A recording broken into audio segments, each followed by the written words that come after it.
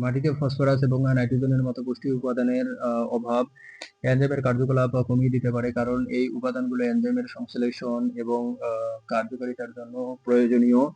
The lack of nutrients such as phosphorus and nitrogen in the soil can reduce enzyme activity because these elements are necessary for the synthesis and effectiveness of enzyme. উদাহরণ, কীটনাশক ব্যবহারের ফলে মাটি এনজাইমের কার্যকারিতা কমিয়ে যেতে পারে, যা মাটির স্বাস্থ্য এবং উর্বরতা হ্রাস করে।